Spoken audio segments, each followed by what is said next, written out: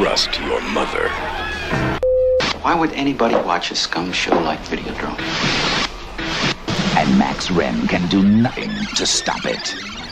Think you have a strong stomach. A motion picture that takes you beyond fear.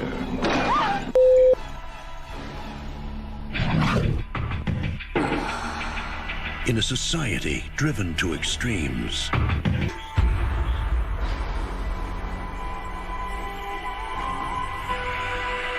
You coming? My honest reaction is that the subject of Crash left me feeling empty, not even challenged in the am I hip enough to get it way. Crash has some beautiful bodies on view, but also some ugly ideas, and as I said, I think it really did leave me cold. Well, of course, it was intended to leave you cold. I think I liked the movie a lot more than you did. I would like to make it clear that most people are probably going to hate it, be repelled by it, or walk out of it, just as they did at the Cannes Film Festival. Why is that? Because it's too tough for them to take. Oh, you mean really Roger? Is. Yes, it is. It is. It is. Wait a second. Sex involving wounds and blood and scabs. And sex involving wounds and blood and scabs. A lot of people don't want to see it, don't want to have anything to do with it, don't want to get close to it. I want to be clear. Do you think that that's my objection, the nature of my objection? I felt that your objection was that you didn't really bring any sympathy to what he was trying to do, and I'll tell you what he was trying to do. He's trying to make a pornographic movie without pornography. He's taking the form of a pornographic movie without the function or the content. He's substituting car crashes for the usual erotic stuff in order to show the mechanism of human compulsion and obsession. Okay, but wait a second. And it's a fascinating study of the way the mind works in connection with images that we connect with sex. Roger, it can't. I'm going to review the movie and then I'll review your review. My objection to what you said is that I think that there are, quote, soft porno stuff in the picture. When you see sex on the hood of a car, when you see people making it in bed. None of the sex scenes in this movie are directed in a way to be erotic. Oh, I think that the one scene in bed between Deborah Carr Unger and Spader, I think that that's intended to be erotic. I think a woman touching her breast, pulling it out of her bra, that's intended to be erotic. And I think it can be erotic. I'm saying that the ideas in the film, said by the performance artist, that somehow this is a connection between life and death, that's a bunch of hooey. The movie doesn't. The movie thinks so too, Gene. The movie is about crazy people. Yeah. That's what it's about. The movie doesn't argue these people are right, or even that they make sense. I've never seen anyone like this before.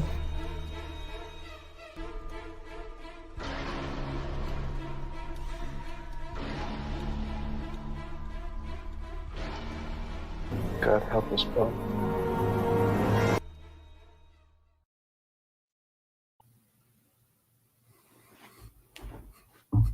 We have the incredibly sexy Night Owl. Don. I have to introduce him first, Larry, for obvious reasons. Don, how are you? You're looking amazing. I've never seen you looking better. Thank you. I got the girls all looking good in the red dress. I got my two main fellas of culture here to discuss Videodrome with me. I'm looking forward to all of it. Nice. Lovely. Looking lovely. And we pale in comparison. But Larry, Horror Cat Dad, how are you doing, my friend? How's it going? Happy Saturday, everybody.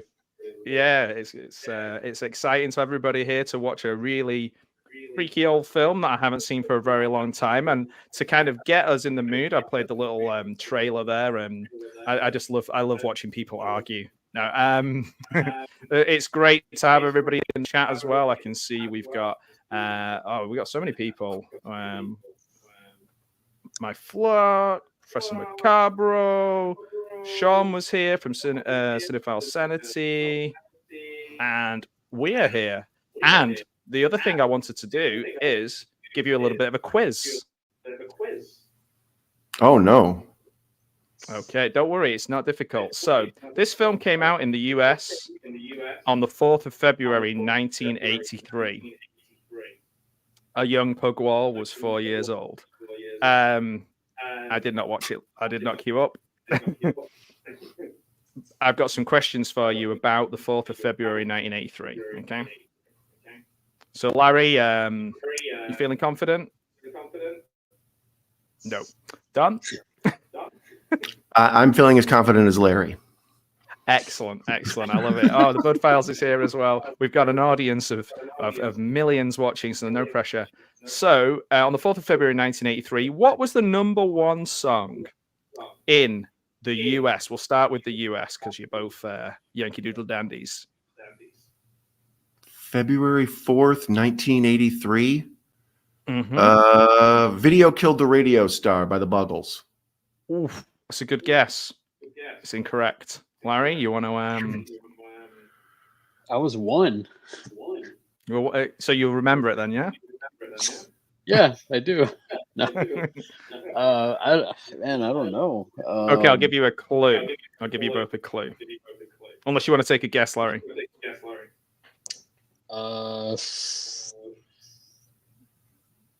No. Nope. Okay, the clue is the song is named after a continent. Africa? Ding, ding, ding, ding, By ding. Toto? You got it. Yeah. Now the other song. So well done, man. You both you both get a point for that. So you both get a. All right. So in the UK, what was #1 at that time? Being big Anglophiles that you are. Oh, Professor Macabre got it as well, man. You guys are always behind, so I'm gonna say "Yummy, Yummy, Yummy." I got love in my tummy by whoever sang that in the 1950s. Yeah, with that far behind. No, you're not that far behind. Okay, see, I don't understand how long it takes for stuff to get there. So, okay. This is like the last one was Africa. This one is from another continent, a continent that the UK is not a part of. And the band, you will have had this song as well. If I give you a film clue, it has something in common with Crocodile Dundee. I knew it. Yeah, Come From a Land Down Under by Men at Work. That's the one, man. That's it. You got it. That's the song that taught me what Vegemite was. Vegemite. I've never heard of such a thing. Yeah. It's just Marmite. It's just Marmite, man. I'm going to get cancelled in Australia for saying that. So it's not Marmite.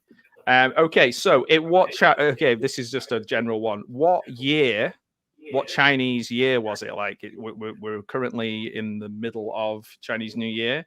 What year was it? Year of the Dragon. Oof, no. The rat. No. The monkey? Sure. Not the cat, no. No, I'm saying this year. Oh no, the year 1983. Oh, okay. I know we're talking about present. I'm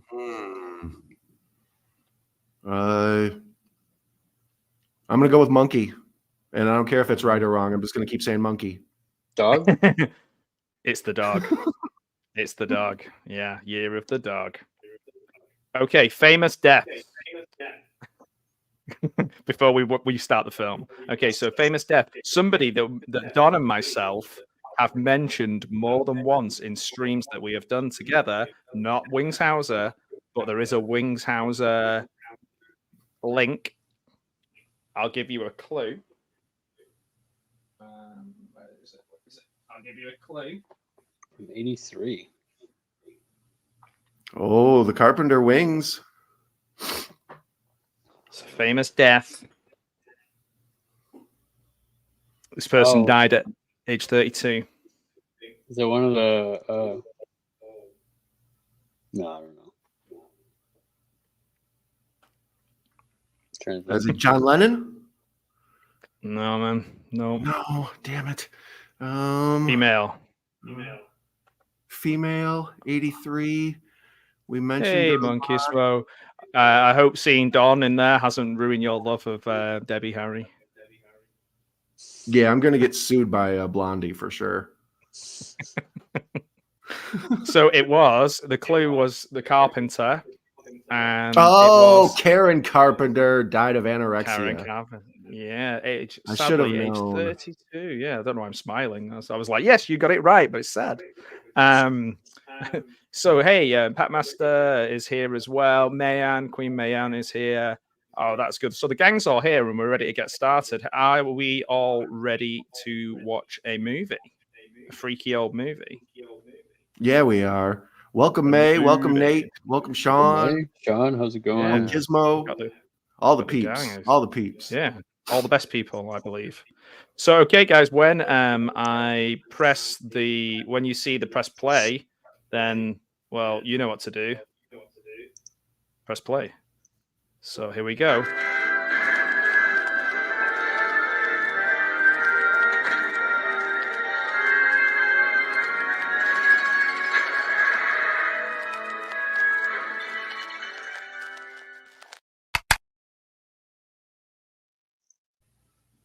Okay, and we're off to the races. Universal and MCA company. Okay, so I'm watching it on Amazon and I've got an FBI warning straight away. The FBI. I'm watching it on the Internet Archive, and I have the Criterion Collection logo. Oh, we're going to do just fine.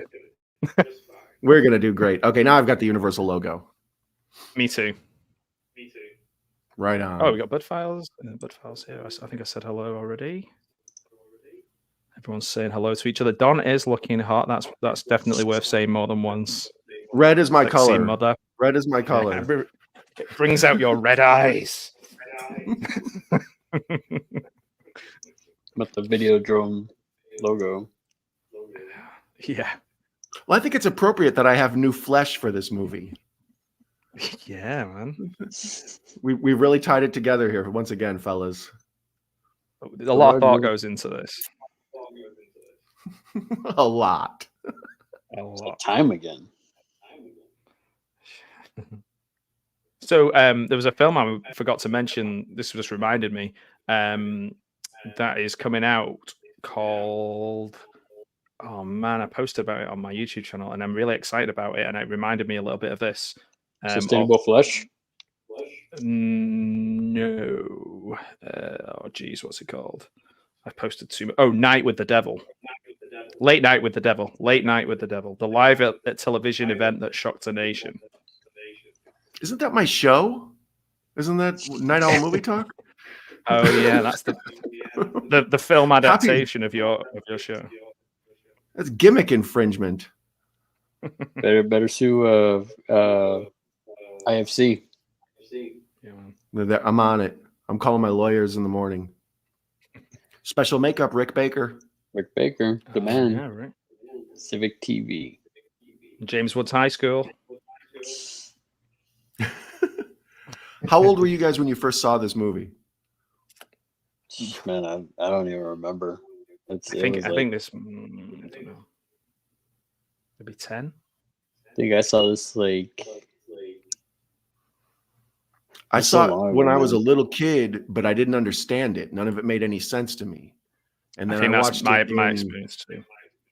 Probably maybe like in my 30s, I went back and kind of did a Cronenberg retrospective and looked at some of the stuff I'd never seen before, and that's when I enjoyed it more.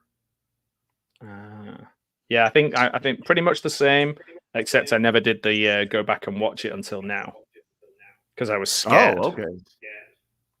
Well, there's some boobs, so all right, moving right along. What? Samurai Dreams? I'm a bit behind the. I'm on 2 minutes 58. I'm at 3:10, but I did have the Criterion logo. Okay, right now they're at the Classica Hotel is where I'm at. James Woods is walking down a hallway. Mm-hmm. I can't get the subtitles working on my Amazon thing, which is his look. His look here is very, very Rick Deckard from Blade Runner.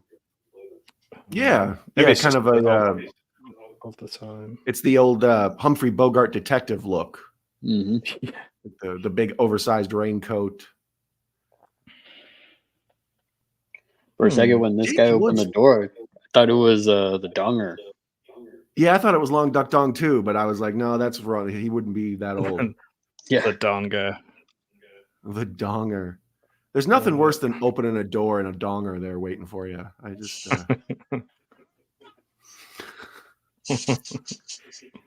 Already. How many movies?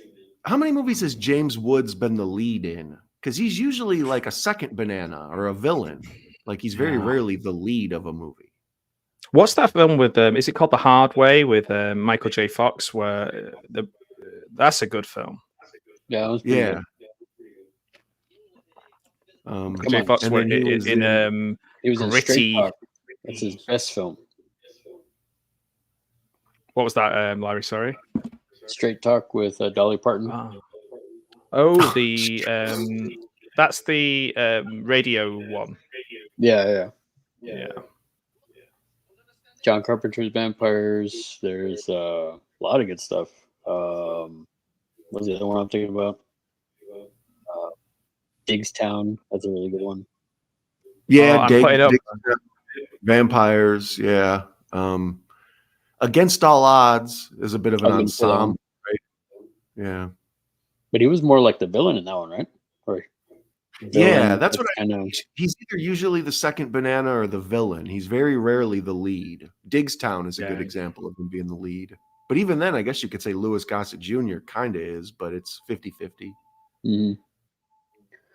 There's I put this up on screen just because Shaw mentions My Bloody Valentine, so I can repeat my joke again from yesterday and see if it actually gets any laughs. Hell yeah. Can't remember what it was now. But it's good to hear you getting better, Sean. Well, damn it, Matt, we're waiting. Oh, are you waiting for the joke? Oh, yeah.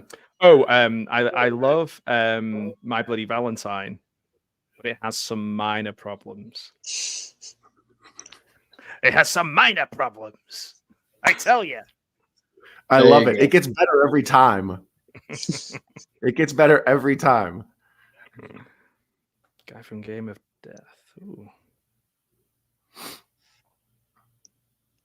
Wow, the satellite dish is like legit for it to be on just the roof of some house or some building. What's the fake movie poster behind James Woods? Something.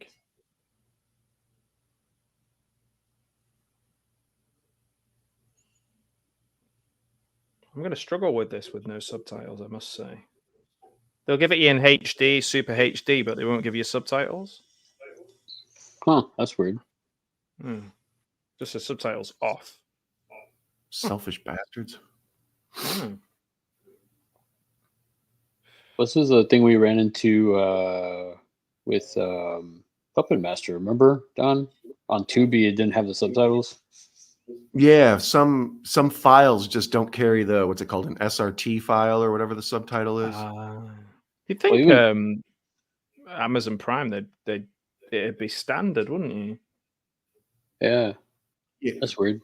Well, I mean, even on because I'm watching it on Shudder, and again, like I said, out of nowhere, man, it was on Shudder all of a sudden. I had a chat with Bob Shudder. But yeah, you and old Robert Shudder always. You've been friends for years. Yeah, you know, hurry up and bring it back on your streaming service here.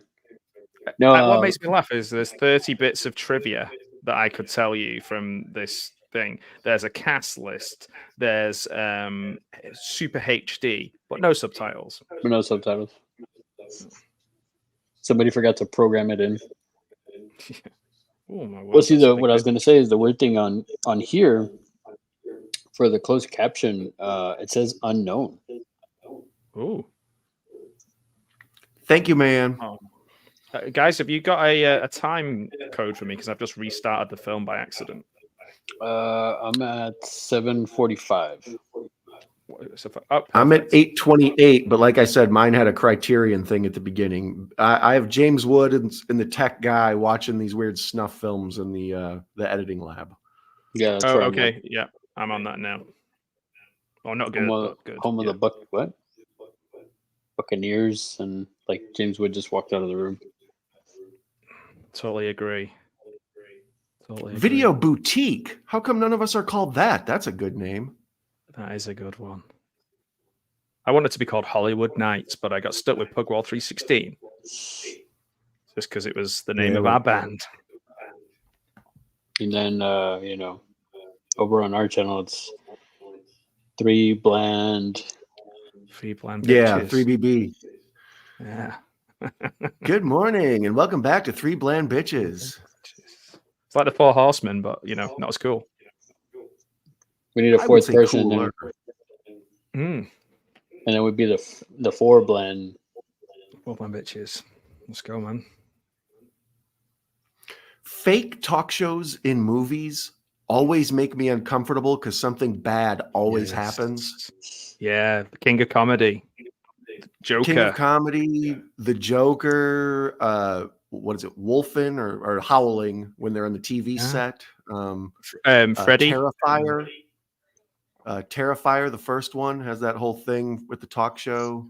Yeah. Is it New Nightmare or as well? Robert Englund comes on. Yeah, one of the Freddys. Yeah, it's a New Nightmare where he comes out of the. Oh no, it's even in part 3.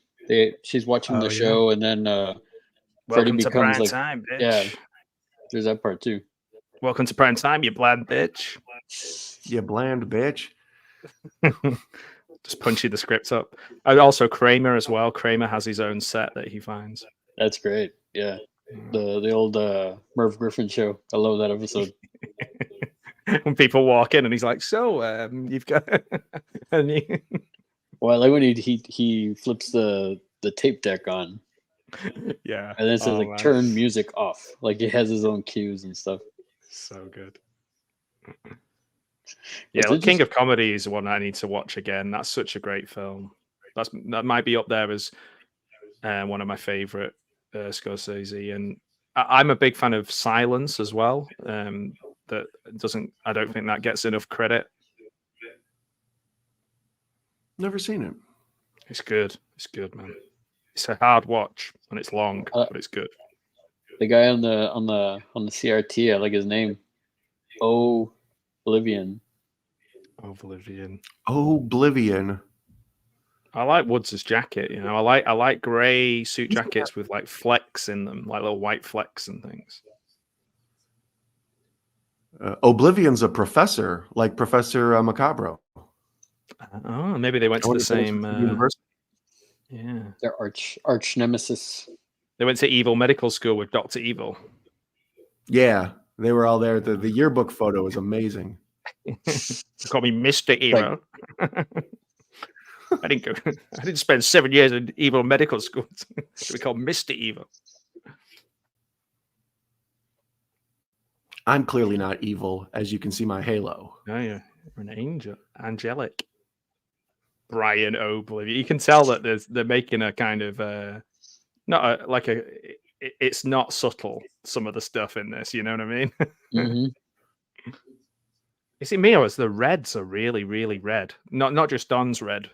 Because I put a filter on Don's dress, but well, see, I was gonna say that when they were in the when they were doing the talk show, like the colors are very like, I don't know, it's like there's something about the colors here that really stand out, and it's not like they're like vibrant like in your face, like, you know, but I don't know, there's just something about.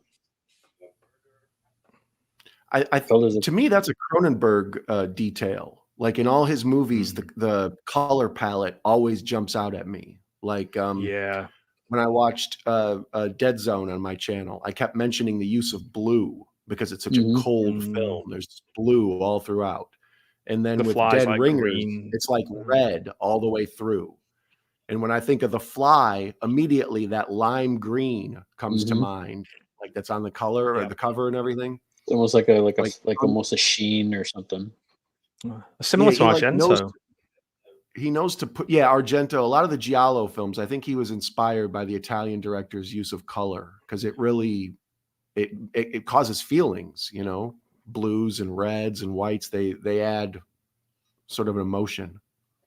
When we did The Fly on the podcast a while ago, I remember reading that Cronenberg said that his plan is always to shock and scare you very early in a film and then keep that going. Like when you're heightened, like the idea is like for it to then come down and bring you back up again and down and go back up. His is to keep you going. Whereas I don't think Videodrome does that. I think Videodrome's actually like more story driven.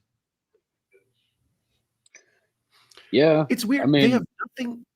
They have nothing to do with each other. But this movie reminds me of Prince of Darkness so much. The John Carpenter movie. Yeah. Like there's something about horror in like a city kind of like most horror takes place in isolation, but this takes place like in a very full lived in world. Yeah. Maybe even Mouth of Madness as well, because that's like a media based thing. Obviously that's more about novels and Stephen King kind of books. well, yeah, and then it starts in the city, like, you know. Yeah. And then it goes off into the then you have the What a isolation film. in the town, you know. Yeah. Yeah. What a film that is. Because that's kind of a key for horror is that you're supposed to be nobody can help you. So if you get attacked in the city, there's theoretically thousands of people to help you, but no one does, and it's a different vibe to the uneasiness. Yeah, man. There's Blondie, not blonde. False advertising. Brunetti. Yeah, Brunetti. Hey, you know that is definitely been in the you must be reading our collective minds, man. I'm covering Larry's face up there. I need to change this so I can see Larry. 3 men in a movie. That's a good one. 3 bland bitches in a movie. I was thinking that too, Don. Well, you just had a mind meld with me, Ann. A minor meld. See, the other thing it's not a minor. It's never mind. Oh, the minor. Okay, yeah, we're still it's on that minor. joke. A lot of people think minor means small, but no, it's a minor. Yeah, yeah. I think we needed you to do that explanation after I told the joke the first time. What I find and going back to what Joe was saying about living I guess the world is lived in. I like that I mean, right now we're seeing a R-rated part of the film, but as it pans in, you see the what do you call it? The table was like dirty. The plate, the plates the Chinese were food and just, stuff. Yeah, just all those little details. That's why I feel like a lot of these movies are so the lived in aspect, you know. Guys, Jamie's here from Fave 5 from Fans. He's got such a great podcast. That's so cool. He's tuned in. Thanks for watching, Jamie. Check out Jamie on Spotify and on YouTube. Oh, such an awesome guy. Knows his stuff. Knows his movies. Yeah, he's got some good stuff. You got a new subscriber on Spotify as soon as this wraps up. I'm all over it. That's cool, man. I think you might be my only subscriber on Spotify, Don. I have a feeling. Because I posted it, and then you were like, "I'm on it," and then I looked and I had like 2 subscribers, and I was like, I haven't checked for a few weeks, to be honest. I might have 3 by now. I need to do. I do need to do more on Spotify. Like I have the free version, but I don't really like use it too often. I use YouTube more, or I use my iPod or something. But yeah, it's I've only put my interviews on there, so it's all this stuff is exclusively on YouTube. I don't want Spotify getting their hands on this kind of spun gold that we're doing tonight. That's a Juan. Hey, man, thanks for stopping by, brother. Thanks for stopping by, man. I was gonna say I love that shot, man. Like where it panned back and you see like the city down the. That was a good shot. This shot right here, where he's walking in, I wonder if American Psycho took that shot. Probably. And mine, they're getting it on right now. Yeah, so, mine is still. I guess the shots that I'm watching. I just thought you were talking about James Wood's Tushy. Yeah, look at the camera. Spectacular stuff. Oh, this part. Okay, yeah, I'm with you now, Larry. Well, I was gonna say when they pan back in that shot, when you see the red, that's very reminded me of something out of like David Lynch film or something, like Twin Peaks or something. Cronenberg and Lynch, I find a mild bit of overlap. They are like obviously Lynch is just way weirder and out there, but there is a little bit of crossover of just like tone or something. Mm-hmm. Yeah, like right now I'm at 1810. The kid just walked into the Civic TV. Yeah, that's where I'm at. He just came That- in. That scene where St. he's Petersburg. walking in, that behind shot, that reminds me of that Patrick Bateman walk when he's walking in to the. He's listening to like I can't remember what song it was. Oh, what, the Huey Lewis is it? Or... No. What song was it? Huey's too black sounding for me. Get us canceled, man. That's my favorite line. It's so stupid. He's like, Huey's too black sounding for me. If you that's can, when I read American Psycho, as all 20-something men at university have to do because edgy and all that. There was one part of it that I found really hard. I had to skip past. Can you guess what part of the book it was? The dog. The feed me a The cat. dog. The dog. Or there you go. Even that part in the movie always gets me. Yeah, man. Like, and it's like I know it's not. I know it's not real. I know he's not really doing that, but it's just like just the sounds, and it's just like, I met Bret Easton Ellis. I just remembered. He signed my book. He signed Luda Park because I was like an edgelord. And I was like, I'm gonna be like Bret Easton Ellis. Yeah. You don't understand me. Woods looks so sleazy in this. That's what I just kept looking at. His face. He has like resting dick face. Like he looks like a jerk constantly. There's nothing. He's a weird choice for a lead. He looks like a villain. Yeah, I think that's just because that's his personality, man. Oh, I totally sympathize. I look like a smug jerk too. I'm just saying. You don't. You have kind eyes. You're done? No. Not in you got that a halo hanging over you. Kind of high. You're sexy as hell.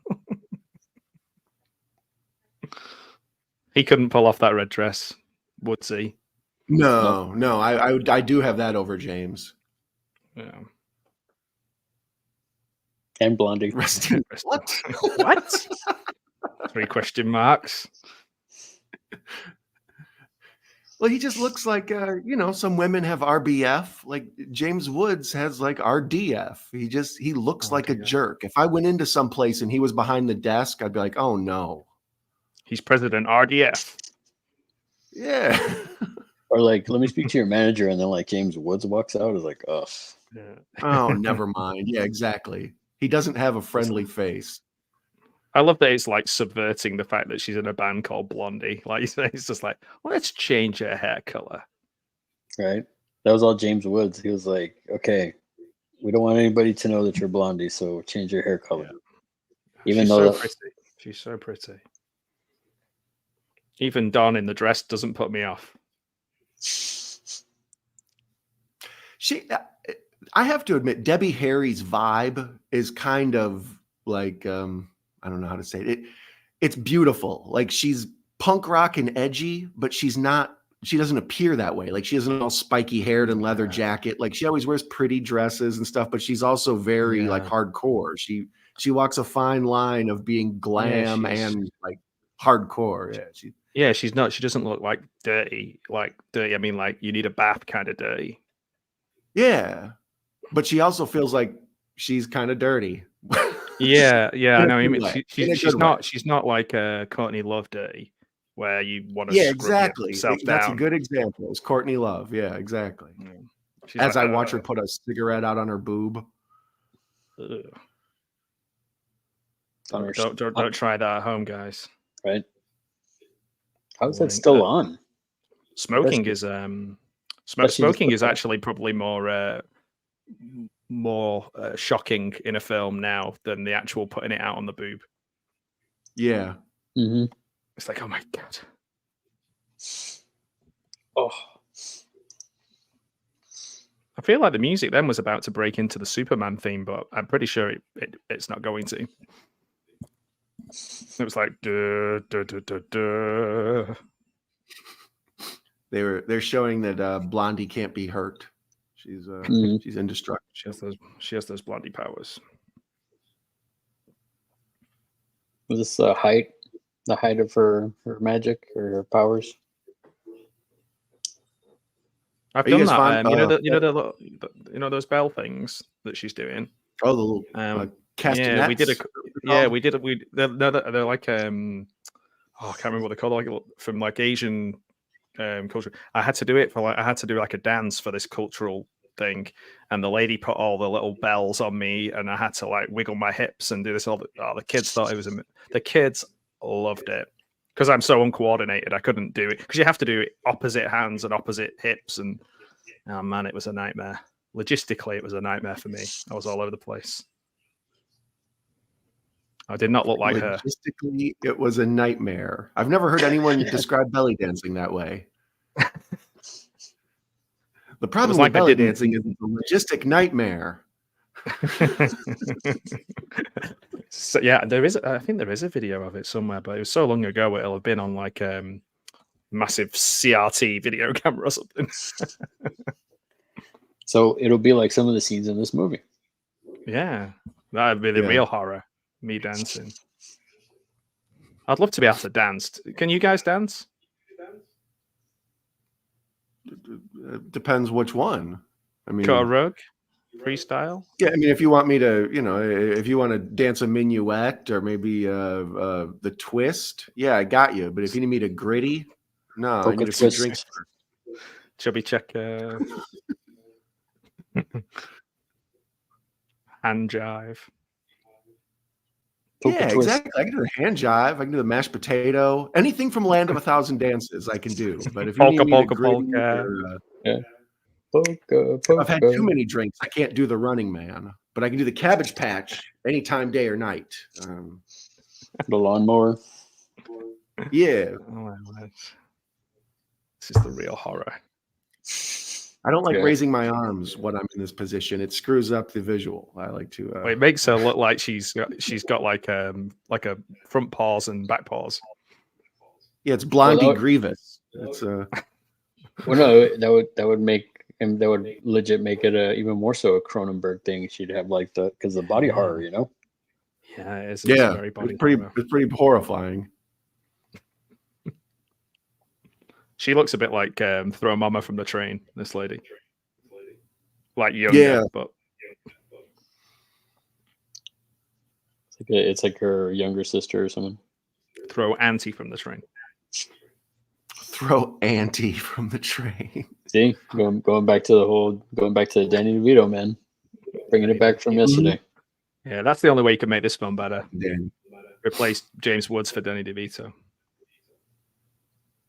Yeah, for those of you who didn't join us yesterday, be sure to go to Horror Cat Dad's channel and check out our first meeting of three bland bitches as a good pregame for this.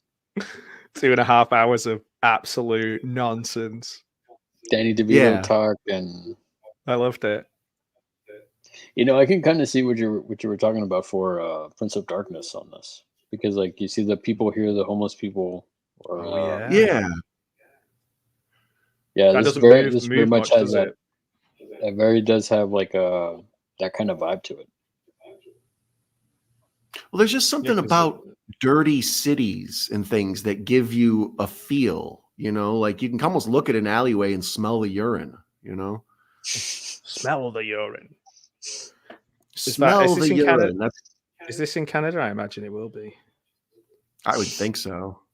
But I know they had huge issues with homeless problems there for a while. Toronto. Yeah, Toronto. Yeah, Toronto. So these aren't even real extras. They're like people that they they just went and rounded up some folks. Children hanging out in the streets of Toronto. When are we watching Nightbreed? Good question, man. Oh, that's a good one.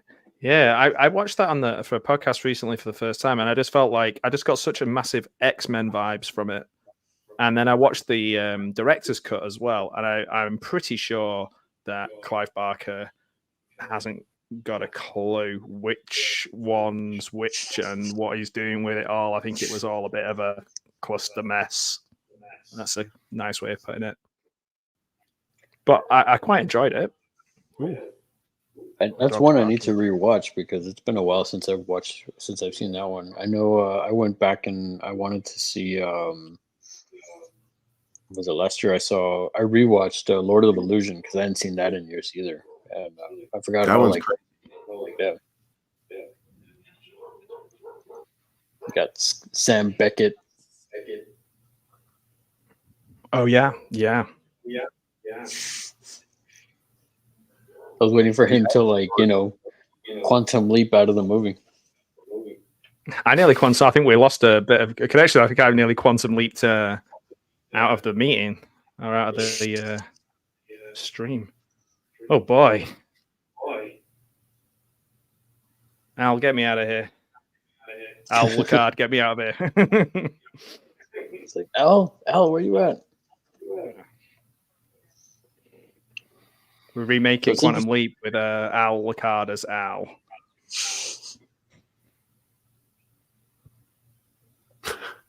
What's interesting about this part is this church has all this expensive looking stuff upstairs. Yeah, like fine antiquities. Yeah.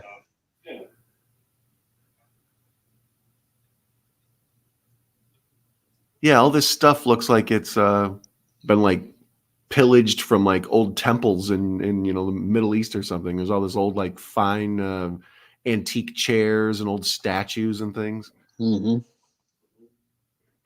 There was a little clip from Nightbreed right at the end of my little trailer earlier on with Cronenberg. So you missed it, man. We already did. Go right back. Go directly to the beginning of this stream and watch it. And watch it all the way up to here, so you're all caught up. This is like Monopoly. You do not collect £100. Go straight to the beginning of the stream. Do not go to jail.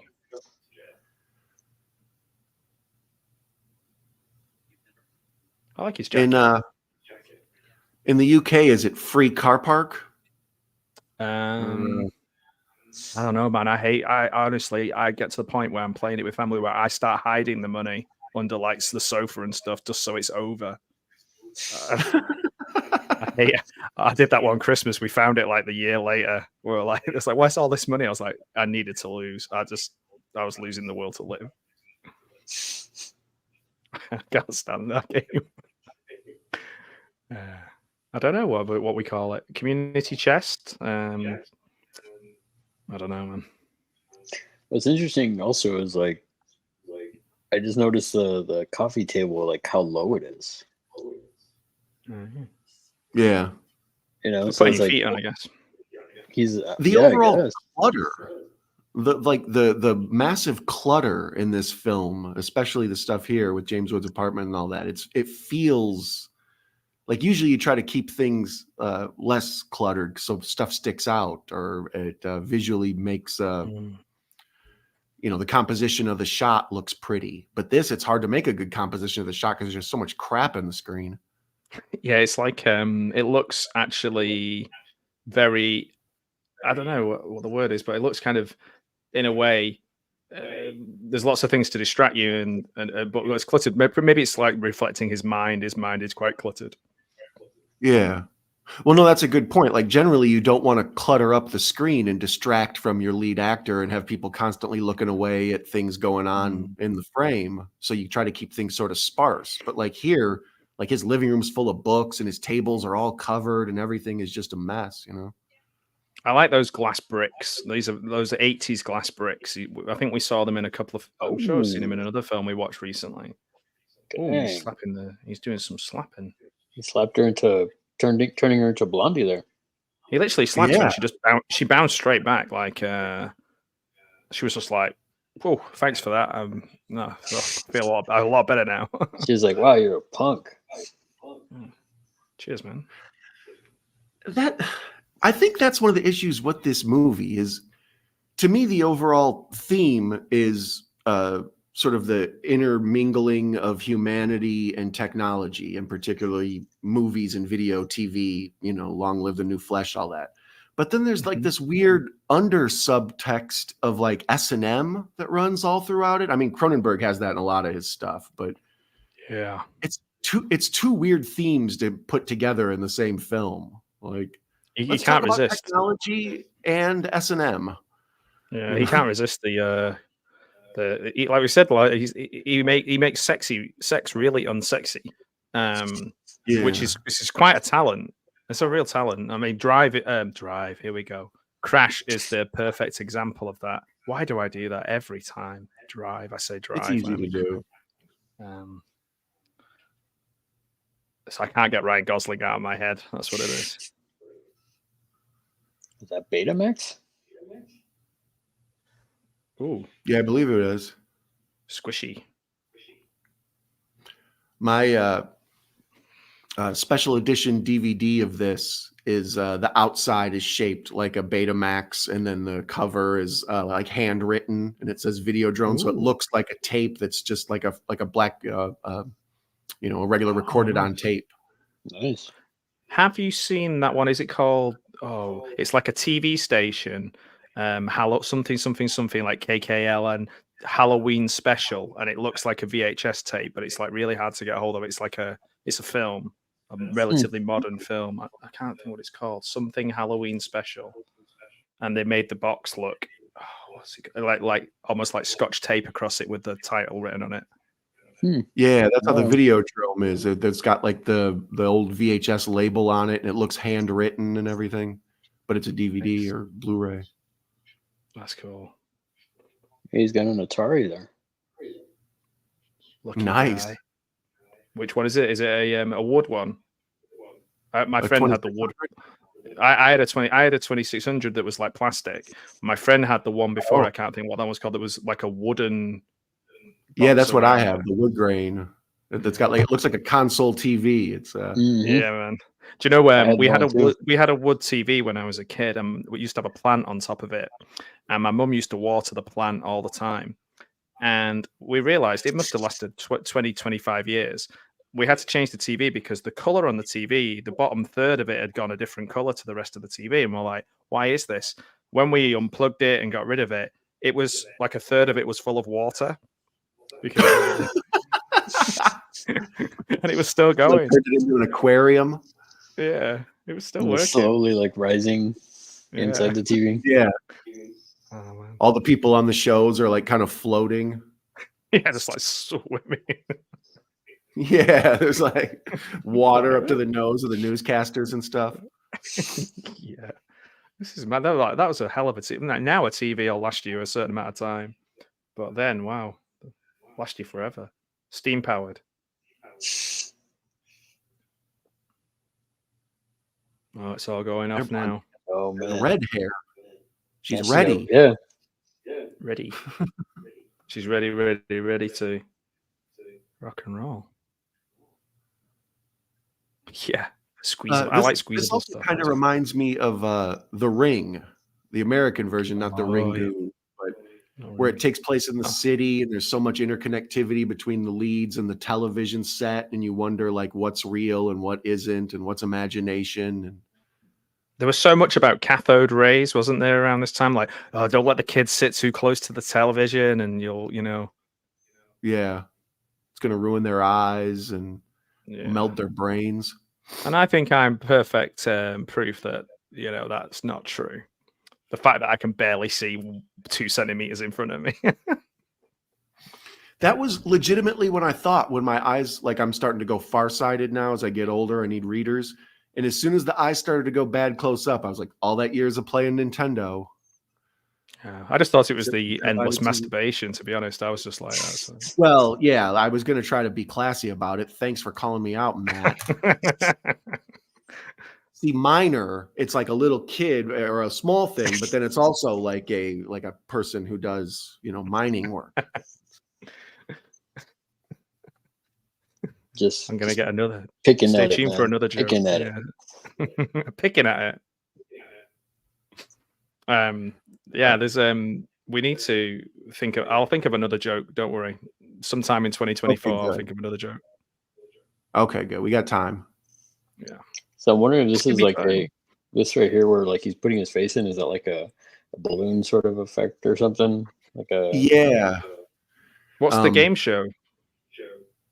Solitaire. That was Joker's Wild, I think. Joker's Wild. There used to be a TV show called Joker's Wild where they would have cards and the Joker, Joker, Joker. Was it like higher or lower? Do you have to say higher or lower? Like higher than a Pretty king is the thing, because we did one. It was called Play Your Cards Right. I think it is probably the same show. Yeah, hosted by Wink Martindale. See, with us it was Bruce Forsyth. I always just wanted. I've never met another person named Wink, so I'm always hoping to meet one. There's a guy, Wink Vasseur, a wrestling Ooh. guy. Wink Vasseur. Wasn't Wink? Didn't he used to come out on Match Game or something? Ooh. What, like a character?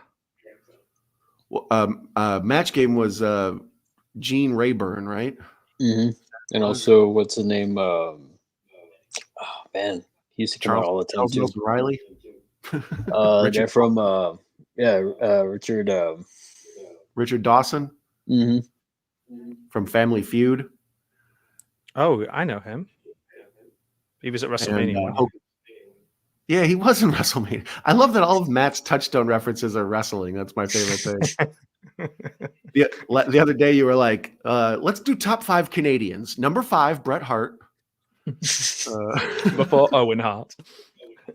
Yeah, exactly. Number 3, Bruce Hart. Number 2, Stu Hart. Number 1, of David course.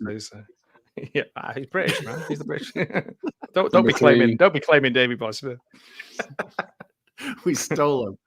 Number 3, Rob. America takes number him back. 2, Yeah, Rob's number 1. Yeah, Rob's number 1. Yeah, he's him and Helen Hart for the top. Yeah, Helen. Where does Rush rank on your top Canadians? Oh man, the whole. We have to the whole. It's Rush, the embodiment of Rush. Sixth After after the Hearts. Yeah. And the guys from Bob and Doug McKenzie from Strange Brew, they're 7. Mike Myers. Yeah. Yep, Jim sorry, Carrey. behind them. He's 8. Jim Carrey 9. Yeah. Sorry, guys. John behind the hearts. You're all behind the hearts. There's nothing we can do for you. There's so many Canadians who are funny as well. So many funny Canadians. Eugene Levy, right? Isn't he Canadian also? Mm-hmm. There's loads. I used to think Alan Alda was Canadian, but he isn't, is he?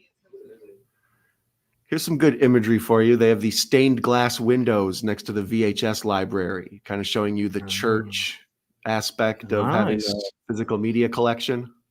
Juxtaposition of old and new as well. Yeah, exactly. The classic old time. Michael J. Fox. Sorry, just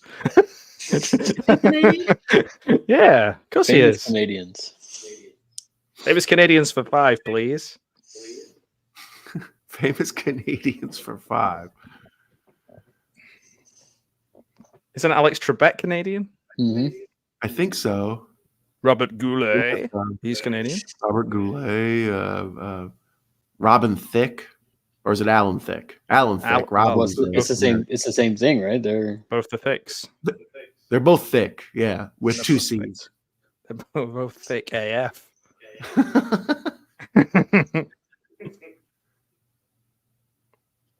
And obviously, we've missed out David Cronenberg.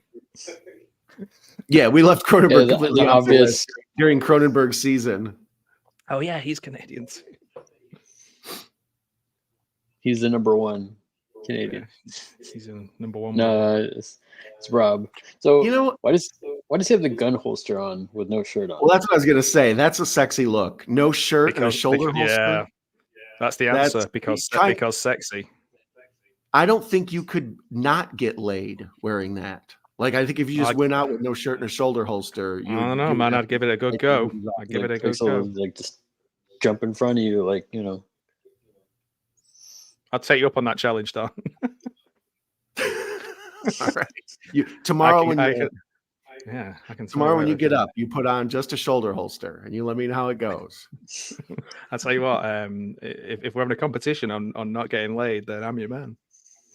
You just put like one of those little like GoPros on the holster, and you just see all the women just jumping right in front of you.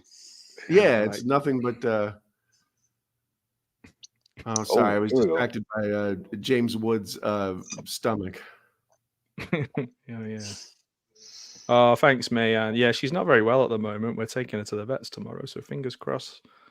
Well, lots of prayers for Marcy. Thanks, Mayan. You're so nice. Team Marcy. Team Marcy. So, what made him think to put the gun in there? He's like, this would be a good place for me to put this, not the holster that I have on me. It's gonna get lead poisoning. Oh, thanks, man. Will do. Out of all of Cronenberg's movies, like, I don't ever really find a lot of his stuff horrific, but I always find it like gross. Like, I would describe him as a horror director, but he rarely makes horror movies. He makes gross movies. Yeah, it's like we were saying. It's like that kind of, like, I think that, you know, I'm not coining it because I must have stole it from someone, but that, like, he's like the gynecologist of horror. It's like uncomfortable. Yeah. Hence the scene we just saw. Yeah. In the areas that you really don't want people poking around in. Hey, he's got no socks on either. Oh, yeah. What do you think James Wood's Wiki Feet score is? Like a 4? 3.5? I feel like you've mentioned the Wiki Feet to me once before. I'm fascinated by it. The concept that there's a whole subculture of people out there who are just trying to judge people's feet. It's like, that's what you guys are into? I mean, good for you, but don't judge me by my feet alone. Yeah, exactly. Judge me by the content of my character and then my pinky toes. Mm-hmm. Oh man, I would be really low on the list. I have, oh man, yeah, all kinds of, yeah. I'm like a hobbit. Yeah, I was gonna say I got hobbit feet, so I'd probably be like -1, not even 0, just -1. So there goes my OnlyFans foot thing that I was planning on all three of us doing. Yeah, the 3 bland toes, 30 bland toes. Yeah. Nobody's done one of those. I bet no one's got a 3-person foot OnlyFans. Certainly not just men, random blokes stepping in dirt. Yeah, it's like pudding and jello. Yeah, just stepping in different stuff. Yeah, sand. Oh, do you know how Bret Hart got really like tough, big, thick hands? He ground his knuckles into sand and then stone and then eventually ground it into glass. Wow. Yeah, man. They didn't call it the dungeon for nothing, right? I know, yeah, man. He's a legend. Yeah, is he in this film? No, he's not. I don't know. He might be. Are we watching Lonesome Dove? He's in he does a cameo towards the end. Yeah. Like he's in The Simpsons. Yeah, right next door to the Screaming Sheik. Yeah. There's a video of him and he's just going, Ric Flair, have you been in The Simpsons? No, you haven't, have you? And he's just like just really pleased with himself that he's been in The Simpsons. I love it. Well, it's because of like if you're in The Simpsons, you've peaked, you know. Yeah, man. Oh, that would be so good. You know, you've made it. Yeah, that'd be so good if you just. God, even like Ricky Gervais has been in The Simpsons twice. It's like, oh.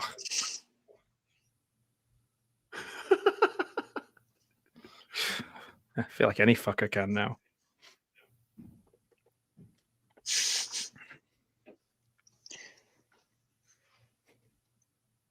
Well, I don't know, because I mean, Simpsons is ending, isn't it? Is it? You heard it here first, guys. I think I heard somewhere that The Simpsons was already gonna end. Oh well, that's sad. Even though I haven't watched it for ages, it's still very sad. It's probably one of the reasons that it's finishing. I mean, I think there's a lot of reasons why it's a lot of reasons why you haven't seen it in years. There's definitely a lot of reasons why I haven't seen it in years. I watched it up to maybe season 20 something, and to be fair, there was still some good ones in there. Hit and miss, very hit and miss. Mhm. Nice glasses there from James Woods. They changed showrunners so many times on The Simpsons that the tone sometimes gets a little different. Yeah, it was like, it's a bit like when you're a kid as well. Was a writer for a while, and yeah, he's kind of definitely around that peak time. Yeah, but the thing is as well, when it's also influenced by the age you are when you watch these things and how often you saw them, because your access to other things. So like, definitely, you might watch some of the other ones once and forget all about them. But I'm constantly quoting Simpsons that I've seen, episodes that I've seen 6, 7, 8 times. Well, I don't think it's a strange coincidence that all my favorite movies were ones that were out when I was a little kid or when I was in college. Yes, like those are all my favorite movies before the age of 10 or somewhere in the age of like 18 to 25. Like somewhere in there is when all my favorite stuff exists. Do you know what? I think that's something that I actively try to not work against, but like I've gone back and watched some things that I absolutely loved, and I was like, what did I see in this? Certainly music, like things that I liked in my teens and 20s, like the Britpop stuff. It's just crap. It's just crap. Well, but when you saw it or heard it, the world was smaller to you then. You only knew 1,000 songs, so that song jams. But now you know 50,000 songs. It's like, this is a piece of crap. Yeah, it's true. Now I'm such an accomplished musician, I can just write my own songs and I just listen to myself play it. It's amazing. Here we go. 80s Oculus. I call this one My Bloody Valentine Has Some Minor Problems. Yeah, that's in brackets, has some minor problems. It's like a Fall Out Boy song title. Again, Fall Out Boy wouldn't be Fall Out Boy without Simpsons. Pickaxe of my heart. My heart. It's like a Motley Crue kind of thing. Now, did you guys ever see Existence? No. Or Existence or whatever it's called. Yeah. With a Z. Is that the one with Jude Law? Yeah, and peak handsome Jude Law. Jude Law and who's the woman in it? Is it Rachel Weisz? I couldn't even remember. No. It's what's her name from Fast Times? Was it? You're gonna make me Google it. I'm on it. Attaboy. But Jennifer I felt Jason like Leigh. There you go, Jennifer Jason Leigh. Yeah, Fast Times. Okay, yeah, it is her. Oh yeah, it is her. Yeah. I was thinking Phoebe Cates for some odd reason. I was thinking that too. I was yeah. Phoebe I Cates feel like in, that movie's almost like a sequel to this. Like Existence, what this kind of dissects about humanity's relationship with TV and movies and all that. I feel like Existence does that same thing except with video games. Probably, yeah. Well, funnily enough, that kind of, if you think about it as well, Warhol called this the Clockwork Orange of the 80s. So if you think, they're all kind of social commentary of a certain decade, aren't we? We're talking, I know that Clockwork Orange isn't Cronenberg, but you're talking 70s, 80s, and then Existence is probably what, late 90s? Yeah, late 90s, early thousands, I would guess. Mm-hmm. Yeah. So when computer games are certainly, getting to the point where now they are bigger than any other media, aren't they? Well, I think that all the time. Like the point of Existence and this are like the intermingling of flesh, humanity with technology. And I often think about that with my phone, like how much of my mind like used to remember phone numbers and used to like just remember things. Now I have like all my memories and pictures in here and stuff. Like I keep notes to myself. I never would, Stuff my brain Well, used to be in charge of, my phone is in charge of now. See, I guess very that David might. Lynchian. Oh yeah, this is a red room. Sorry, Well, man. no, I was just thinking, when you were talking about things squishing together and melding together, you've got kind of that with Crash as well, in the sense of that's why he liked Ballard's book so much, because it was that kind of cars and metal and the just kind of melding with human sexuality, and it's quite interesting. It must be just something that Cronenberg likes, is that those weird things being like, this is a good example, isn't it? He's literally whipping her and she's a TV. Yeah. Did you ever see what's it called, Titane or Titane, or however you pronounce it? It's like a French film about the lady who has the car baby. Yeah. And I feel it's like funny because it feels like a lost Cronenberg movie where the woman has sex with the car and all that. Like, for sure. Do you know the strange thing is about that? A friend of mine works in the car industry, and everything he talks about is a reference to cars, and all he talks about cars. And for all the way through university, because we were like, idiots, we'd just be like, oh, why don't you just go and fuck a petrol hole? So let me ask you, this was the movie that you mentioned, Don. Is that a loose sequel to Rubber, or prequel to Rubber? It feels like it's connected to it. I actually, Is that the tire one? Yeah, exactly. Oh yeah, I think I may have woke. You did that, didn't you, Don? And I might have woke up and joined the end of that when you were Wings. It's part of Wings Week. Yeah, it's Yeah. part of Wings Week. Rubber is he's an older Wings. I remember. So sometimes I join your streams and I've literally just woke up and I'm kind of a bit woozy and hazy, and the first thing I hear is like Don's voice in a really. I'd say that as creepily as you want. No, I like it. I was just thinking, you lucky devil, you. I wake up and the first thing I hear is Don's voice talking about a murderous telepathic tire. I'll make it very clear though. At this point, I am quite lazy, so my wife's already gone to work. At this point, I would not be like just switching and turning the volume up and just listening to Don's dulcet tones if I wasn't on my own. It's just me and the dog. Woods' apartment is like huge, right? Oh yeah, I love those glass bricks. Those glass bricks are amazing. They also allow you to be able to see a lot more than you would normally see in a completely black room. So they're actually quite helpful for lighting in a film, because there's so many films, particularly now, and particularly horror films of the 2000s, that really get me mad because you can't see anything, and it's just so dark. I'm looking at you, AVP Requiem. Yeah.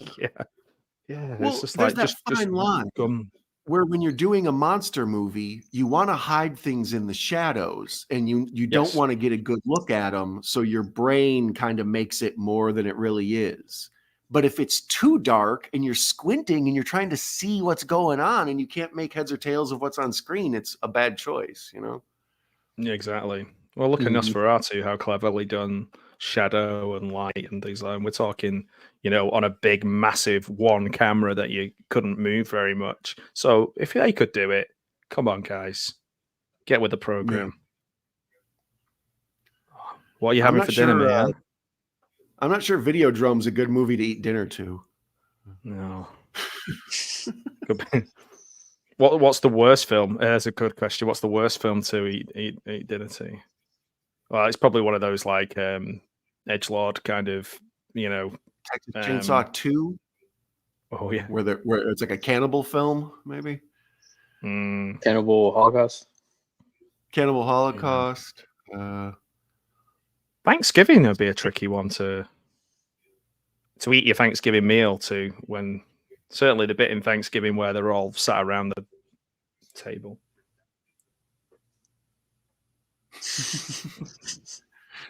Ooh, steak and mushrooms and mashed potatoes. Fancy. Nice. That sounds good. Fancy, well done. Yeah. Well done. Medium rare. God damn it. Hey, Gareth. Gareth's part of Cronenberg season. We're going to do The Brood. Nice. The movie's on, but I'm not paying attention. The movie's on, but I'm not paying attention. That's what we encourage, I think. Mm-hmm. She's listening to the soothing sounds of the 3-blend. Yeah, three blend bees. You're. I think. Are we if we're censoring ourselves, somebody needed to tell me. You should have put that in the private chat. Yeah, I didn't know either. I just found I didn't know out. we were censoring. Yeah. I was like, I don't want to. Because you're on my channel. Yes. No. Larry doesn't approve of bad lady dog talk. Yeah. Well, to be fair, I mean, I was going to say Marcy can be a bit of a bitch at times. Well, at time, yeah, you do. Yeah. That's what. Do you know what? That's my terrible sense of humor. If I go to the vets and they go like, "Oh, is she a bitch?" or whatever, I go, "Well, she can be." When it's that time. When I forget our anniversary.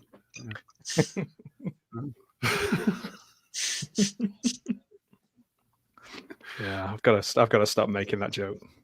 It's almost up there with the My Bloody Valentine joke. For those of you watching at home, I'm on 59 minutes. I'm about to be at 59 minutes. Where are you, Don? I'm at 1 hour 28 seconds. But like I said, my version had a Criterion logo at the beginning, so I got 1 hour 20. 1 hour 20, and I'll see you later, guys. Yeah, exactly. I'm on the credits. Out. Yeah, fuck you guys. I'm off. Now I've got James Woods in a lovely suede jacket, talking with the tech guy. He's no Rick Moranis, this tech guy. No, he's not. He's never shrunk his family. I bet his family's totally the normal size. How weird is that Stuart Gordon had anything to do with that film? Yeah, it's interesting. Honey, I Shrunk the Kids? Yeah. It's just like, I'm going to write this film now. Man, this guy looks like a sleazy car salesman. Yeah, you gotta be quite a piece of work to be the sleaziest person on screen when you're with James Woods. Yeah. That's a new level of sleazy. Right? Old Woodsy. But see, when you look at this guy, like you see his undershirt, his thermal shirt or whatever, it's like, discolored and dirty, Yeah. It's like, that's the thing. That's the thing. Like I always talk about with newer films or modern films, is like that level of detail is like everything is too clean, too polished. Yeah. Like you see the paint like peeling on the background in this room several times, and even like I was saying earlier, with you see all the just the mess everywhere. It's literally like that was probably Cronenberg's apartment at the time, and I just like, oh, let's just use this to save money. What was if you were to make this film and you couldn't use James Woods, who would you have as this character? Because I've got one person in mind, but who was around this. I was thinking John C. McGinley. That's the thing. If any lead could probably do this movie, like any leading man type character or leading woman type character. But you kind of want a douchebaggy jerk like for this role. That's what there I has mean. to be a certain amount of likability. Yeah, like I couldn't see Harrison Ford doing this. Yeah, I was thinking Jeff Bridges, but like Jeff Bridges has an innate humanity that wouldn't work. Tom Atkins. Tom Atkins in Dr. Dan.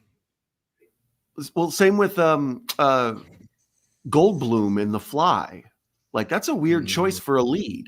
Goldblum is often in the same like James Woods types roles. He always plays the second fiddle scientist. I was thinking Goldberg then when you said Goldblum. I was like, Goldblum. Goldblum. But that's the thing though. So speaking of The Fly, I can see Walken doing that. Yeah. There was There's so many another one. people up for The Fly, though. There was like 10 people that auditioned for it, and they were all big names. I can't remember any of them. That's what I kept thinking when I was watching The Dead Zone, is what a strange choice it is to have Christopher Walken as the lead, because he has a little bit of a dangerous feel to him. Like, he doesn't feel like a traditional good guy. Mm-hmm. And then they went with Anthony Michael Hall for the TV series, didn't they? Yeah. Yeah. Anthony and Michael he's in the same Anthony movie. Michael Dining Hall. Yeah. When he got older, he kind of became half a sleazy douchebag. Like, when he was young, he's like such a cute kid in, high school, but as he gets older, he gets kind of like a steroided up meathead or something. Yeah, Evil Dies Tonight. Yeah, it does. But just like in what's that movie? Oh, here's my gun. No, just like in Edward Scissorhands, he's like the jock douchebag. Yeah. Johnny like B. Good as well. Johnny B. Good, he's the jock in that. Mm-hmm. Yeah. He's not like a douche in that, is he? Steroided up meathead. No, he's okay in Johnny B. Good. Johnny B. Bad. No, Johnny B. Good. He's a nice guy, and Robert Downey Jr. is like a stoner, isn't he? Mm-hmm. Yeah, like some sort of. I think that's when Robert Downey Jr. first was like, "Can I be high while I make this movie?" Yeah, can I be like my dad? It's like I'm playing method. Yeah. Oh, this is weird. He's playing meth. Oh, you remember when he had that interview with the guy on British TV, and they were asking him about like he's oh, it's amazing, what a great story it's been for you, to overcome all these drugs. He's like, I don't want to talk about that. I don't want to talk. Just shut him down. It's the same guy that Tarantino said, I'm shutting your butt right down. Oh, wow. Yeah, it's the same guy. Yeah, I did see that interview. And I'm shutting you down. I'm shutting your butt right. Yeah, your butt. Your butt. Don't shut my butt down. I'm sorry, Quentin, but we're not having the word butt on British TV. What about feet? You've gone too far this time. The N word is fine. Don't say butt. No butts on. No ifs, ands, or buts on the UK. Damn it. Those effects were pretty solid too. That was good. It looked like screws going into him. Mm-hmm. Yeah, it looked painful visually to look at. So who is that in the background? That guy looked familiar. Oh, sure. Wow, look at the movie posters. The evil. So the VHS going in the belly, like Mayan just mentioned. I was just thinking you could maybe combine that with the Cenobite who takes DVDs, and you've got both two different formats. CD head. CD head. Yeah. Well, there was also a camera guy in part 3. Oh yeah, man. Where he had the camera, the lens, and built into his eye.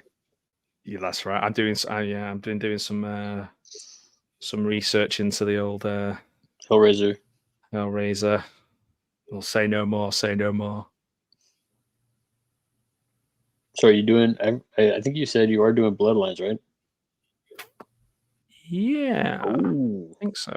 Yeah, I think so. I think Gareth had mentioned Hellworld. I think he's got Hellworld.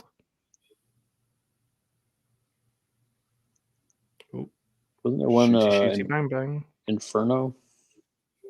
Revelations is a awful film. Ooh. That was kind of cool. He shot the gun right into the lens. Yeah, he's like when he hit it inside his jacket afterwards. It's like a bit late when you're the only person in the room and the other guy's been shot. Yeah. So who did it? I don't know, man. There's no gun here. I don't know what you're talking about. Canadian Dry. There was the. Oh, I was just gonna say ginger. Is that ginger ale? Mm-hmm. Yeah. I used to like that little cans. Yeah. It's more of a mixer now, isn't it? People only use that as a mixer. Mm-hmm. Actually, it's not bad just to drink. So. Yeah, I like ginger. I like ginger ale, ginger beer. I like ginger. Full stop, man. Ginger Ninja, Jason. Yeah. He's Jason. great. Where you at? Yeah, he's good people. It's perfect timing. If when we say somebody, if they could just appear in the chat, that would be really helpful. Right. Hello. Yeah. Was that what was that? Man, it says Ginger Girls. Ginger. What's the girl in? Is she called Ginger in Captain? What's it called on the boat? Gilligan's Island. Yeah. Gilligan's Island. Yeah, come on, Americans. Yeah. Ginger and Marianne. Yeah, that's the one. Closed for I've never actually seen that. The only references I know to that is that they mentioned it in Saved by the Bell. So that sign said closed for alterations. So they're doing tailoring at night in the church. Yeah, exactly. We're they're letting some his trousers ham. down. Ooh, they're letting his trousers down. Ooh, pardon. Going to take the inseam up a bit. We're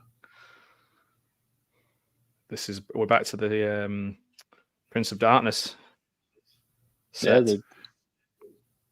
Yeah.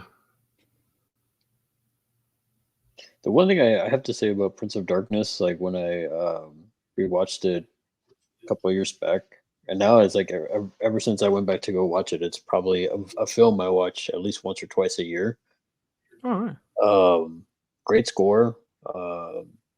Honestly, the look and feel of it reminds me of Big Trouble. Like it could be a in the universe. I don't know, just the look, the feel of it, and then you have Egg and Wang. It's just a lot like a more serious, take on. Yeah, that's how I feel about like the first half hour of They Live. It looks like it takes place in the Prince of Darkness universe, like when they're at the mission with the glasses and all that, and there's the blind, Prince of Darkness has a weird lead too. Like that guy with the mustache, the guy from Simon and Simon or whatever the hell he was in. He was off-brand Tom Atkins. Yeah, totally off-brand Tom Atkins. Tim Atkins, yeah. Adkins. Scott Adkins. Tom not Atkins. Yeah. Wow. You might want to get that fist looked at. Mm-hmm. Oof, that looks rough. Looks right up for you. Got a little infected there. Yeah, exactly. This is why we use Band-Aids, kids.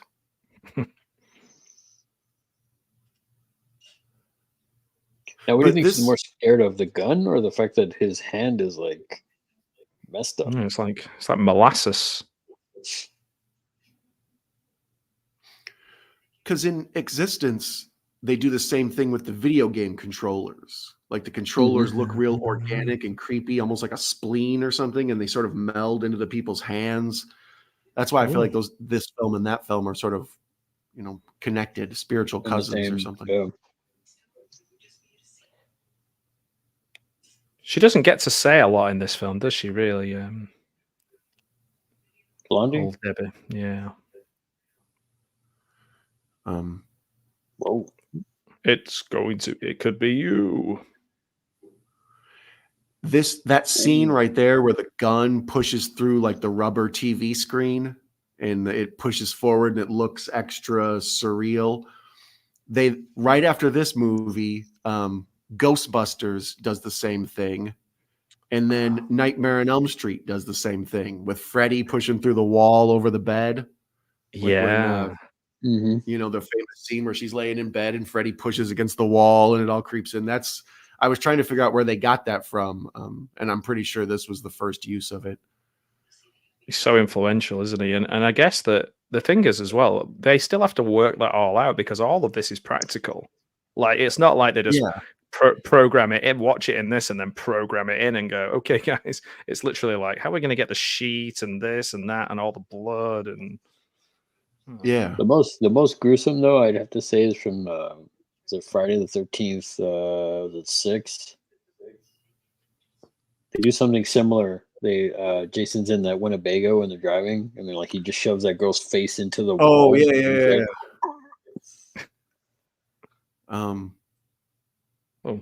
Was that 6? I think it was 6. Yeah, you probably. That's a Tom McLaughlin one, is it? Is it 6 or 5? I can't remember. That's why I remember talking about that where he slams her face into the side of the Winnebago and it like makes the Like those things you used to have that had the little thick needles in it, and you would put your hand or your face in it, and it would make the outline of it. Like the president of the Civic TV Corporation in connection. Oh, it's you. It's like Spider-Man all over again. It's like a picture of yourself on TV, and everyone's looking for you.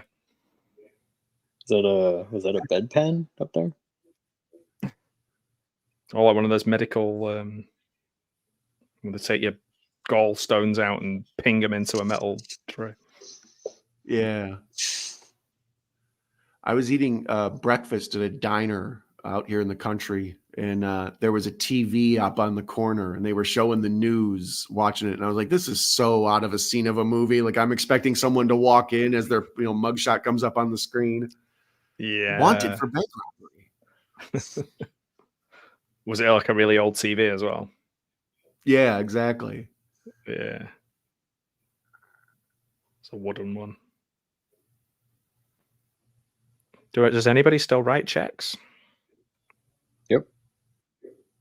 I don't. I have I know the people who sample still book do. I got when I opened my bank account, and I've never used any of them. I think I might have. I don't know where they are, but I'm sure I have a checkbook somewhere. I think my dad still writes them, but he's 89, so yeah, we'll give him a break. He's grandfathered in. Like, come on, get with a program, old man. Get on this information superhighway. Yeah. See what I noticed? Get with Videodrome. See, like we were talking about earlier, see, like if looking around at everything, we were talking about how there's so much like stuff going on. There's a lot of red, Well, this is a real opticians. This isn't like built for purpose. This is real, clearly. I've spent enough time in opticians to know that that's a real opticians.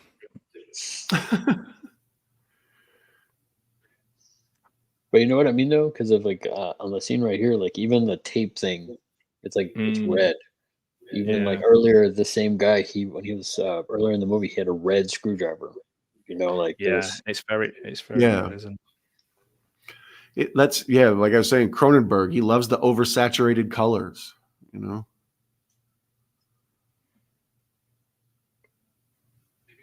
Who's this guy then? The tall Rick Moranis guy. Off-brand Harold Ramis. Yeah. I finally got around to watching the new Ghostbusters the other day. Oh yeah, what'd you think? Still haven't seen it. Yeah, it was okay. It was all right. It took me so long to watch it, but I quite liked it. Yeah. That's great practical effects, though. That's super gross, that tape, but it looks real. Ooh, it's infected, man. It almost looked like French toast or something. Yeah, he's essentially just like a big Pac-Man eating everybody up. Essentially, right? Where's the wind coming from? From the stomach. Evil creates wind. Yeah, evil rolls with wind. I've learned that. That's how it works. That looks like a whisk now. His hand looks like a whisk. Whip he should be making pancakes. Oh, yeah, we've got Pancake Day on Tuesday, so Shrove Tuesday. It almost looked like one of those mines, and then he blew up. So it makes sense. Just steps through the wall.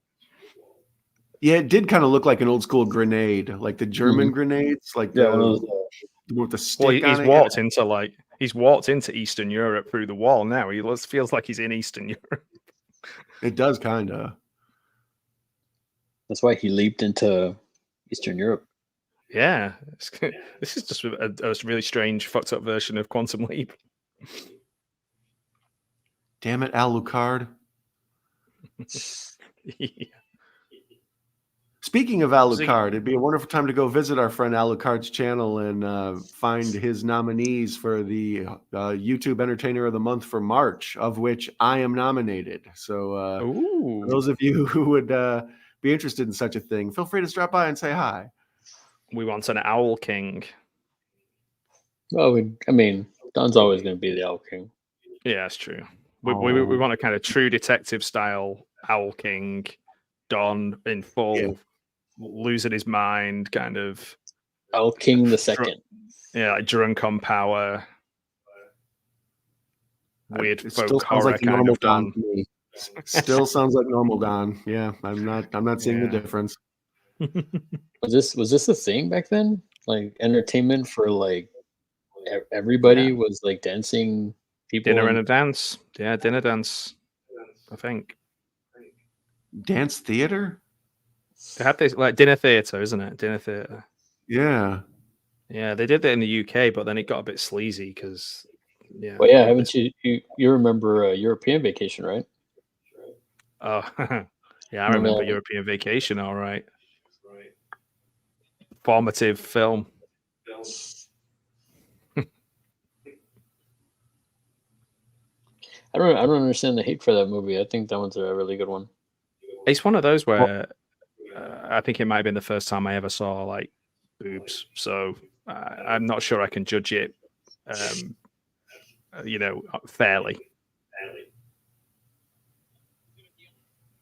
Yeah, one hour. Thanks, Nate. Yeah, 1 hour 20. I would say is about somewhere between all three of us. Dang.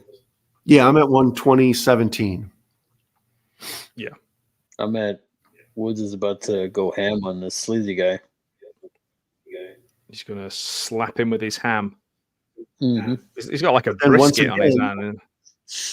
He got a roast on his hand. Stained glass. There's your stained glass church imagery, and then also the creation in the background. The glasses as well. The glasses are like the stained glasses, like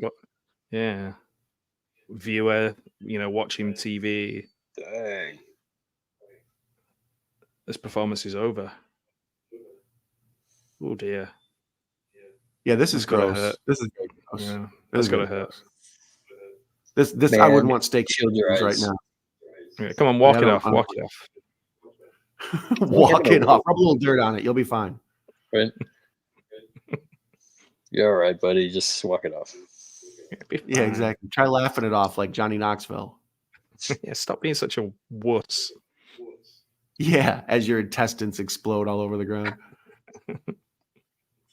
Yeah, perfect fit for James Woods. He's causing a lot of problems. Who locked that up? I need to be fired. He's ruining a lot of people's dinner as well.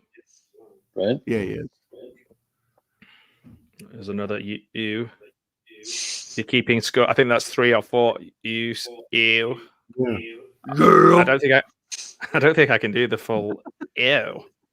Ew. Ew. It's gross. Not that that's how Mayan sounds at all, but like it's how ew sounds. Gross. It's gross. Long live the new Flash. Hey, it's actually saying it is Toronto, another film where we're saying we are where we actually filming it. Nice. Yeah. Toronto.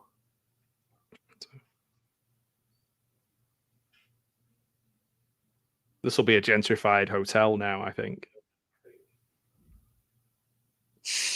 There's one in Glasgow that they turned like a massive, big, old, rusty boat, and they turned it into like I think it's like £1,000 a night hotel. Wow. There's I don't know if it's still there because I haven't been there in a while. In Austin, they have like this, I think it's called Rainy Street.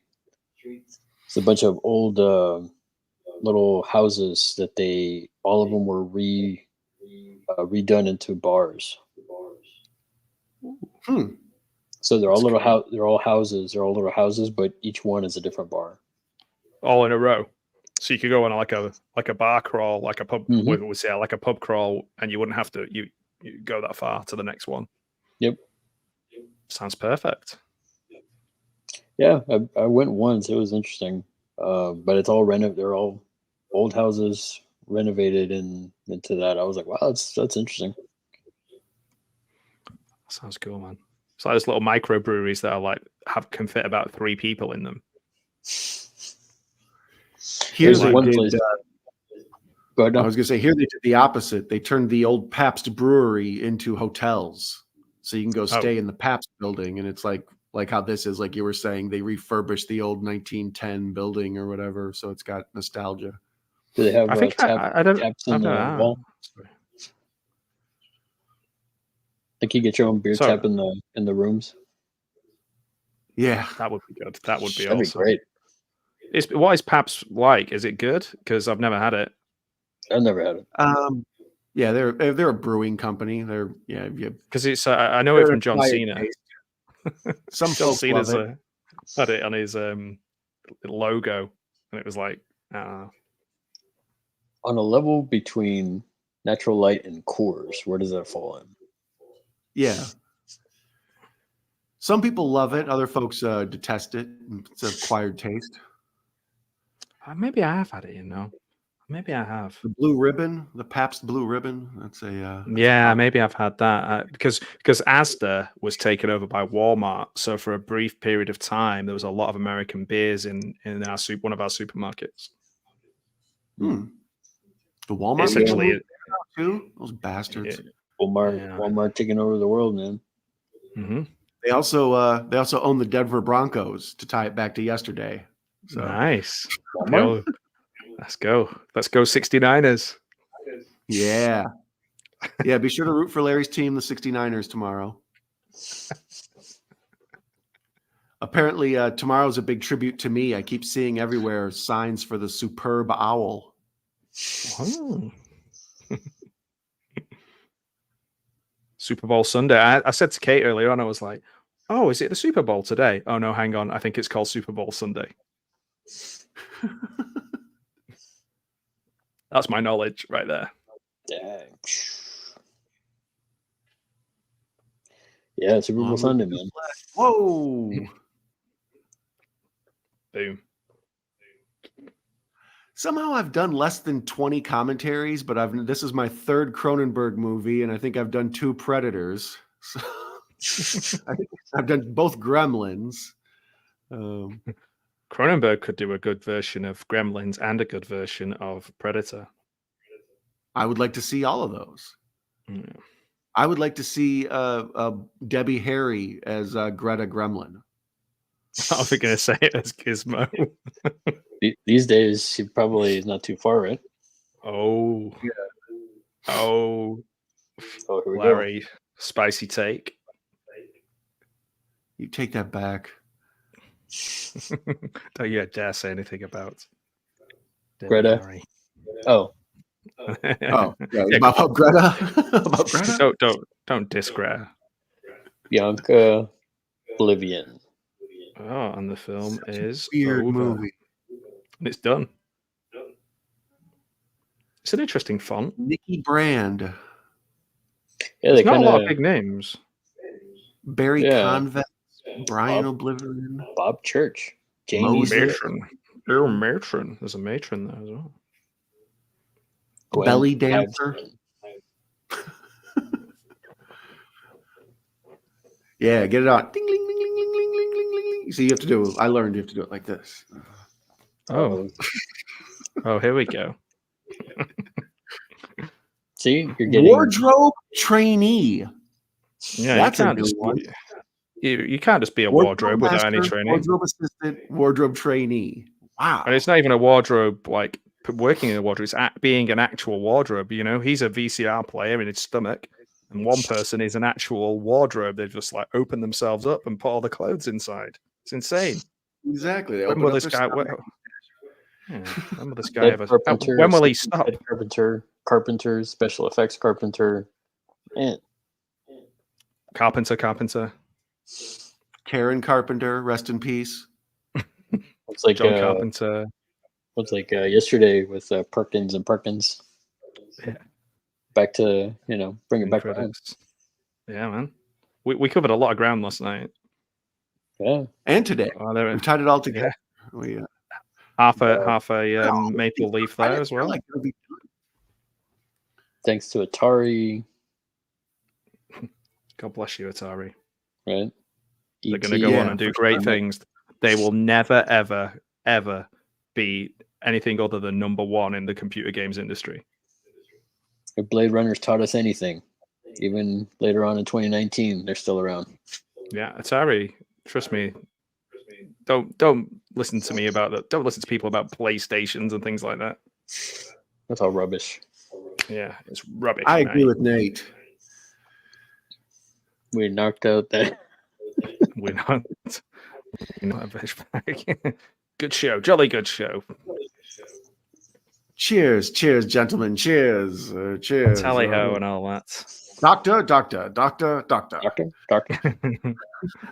got to say, I am the least posh British person. If you're looking for British poshness, then check out Gareth.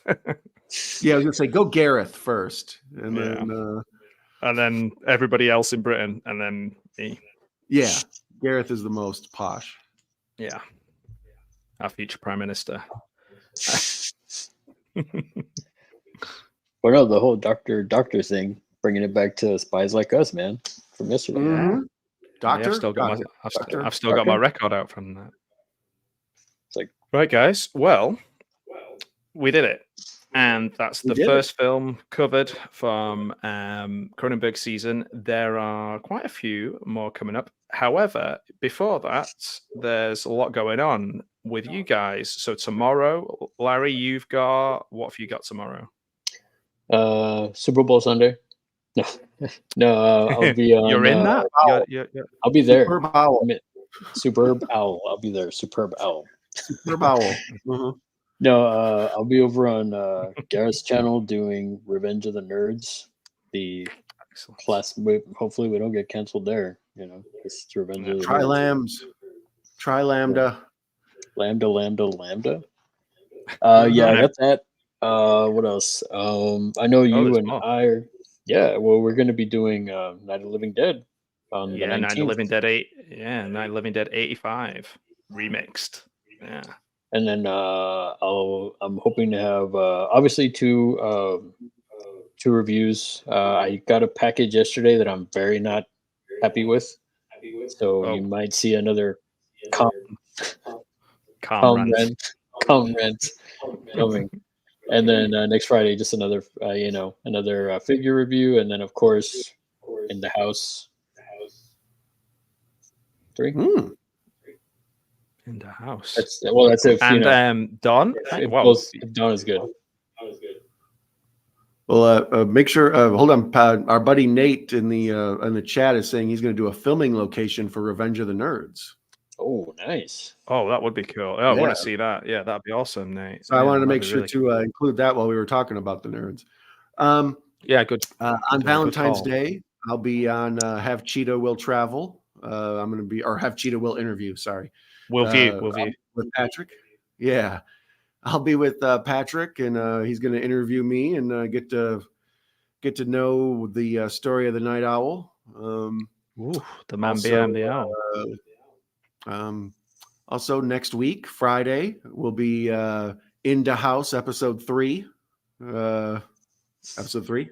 featuring the very talented horror cat dad, my friend below here. And yes, that's him. You can find that on either mine or his channel every other week. Nice. Also, I don't know. I haven't quite decided what my next stream will be. You never can tell. So you always got to check my channel and make sure a pop-up stream isn't going on in the middle of the night. They're like grab bag surprises. You never can tell when you're going to win. Yeah, wake up in the morning to done. Yeah, the soothing sounds in the UK.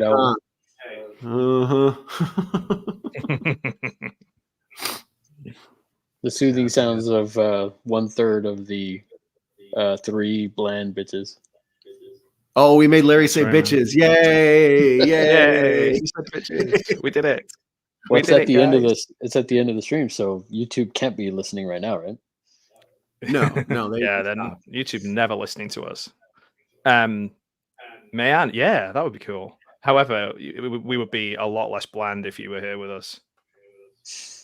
We do need a man on. Well, I mean, Queen of herself.